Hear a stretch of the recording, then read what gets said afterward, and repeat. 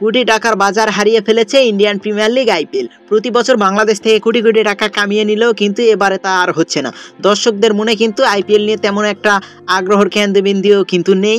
IPL নিয়ে কোনো online প্ল্যাটফর্মে মাতামাতি নেই। অর্থাৎ বাঙালিদের কাছ থেকে জৌলুস হারিয়ে ফেলেছে আইপিএল। পিএসএল কিন্তু সেই জায়গাটা দখল করে নিয়েছে। আর কারণটা কিন্তু সকলের ইতিমধ্যেই জানা, কেননা পিএসএল এ কিন্তু দল পেয়েছেন বাংলাদেশের 3 তারকা ক্রিকেটার, লিটন দাস, নাহিদ রানা এবং রিশাদ হোসেন।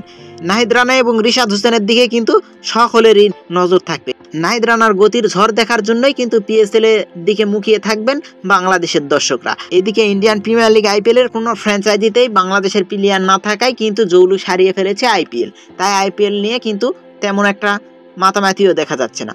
এবারে হয়তো পাকিস্তান প্রিমিয়ার লিগ পিএসএল এ কিন্তু প্রচুর মিডিয়া কাভারেজ পাবে, যা ইতিমধ্যেই বিগত বছরে কিন্তু আইপিএল পেয়ে আসছিল। কিন্তু আইপিএল সেই বাজারটা হারিয়ে ফেলেছে বাংলাদেশি কোনো প্লেয়ার না থাকায়। এইবারে কিন্তু সে বাজারটা দখল করে নিবে পাকিস্তান প্রিমিয়ার লিগ পিএসএল। আর পিএসএল এর দিকেই সকলের নজর থাকবে, কেননা সেখানে বাংলাদেশের 3 ক্রিকেটার খেলবেন এই ফ্র্যাঞ্চাইজি লিগ। এখানে কিন্তু প্রচুর মিডিয়া কাভারেজ পাবে। এরই সুবাদে কিন্তু কোটি টাকা কামিয়ে নিবে পাকিস্তান প্রিমিয়ার লিগ পিএসএল এবং তাদের ব্র্যান্ড ভ্যালুও কিন্তু বেড়ে যাবে, কেননা বাংলাদেশে কিন্তু ক্রিকেট ভক্তের অভাব নেই।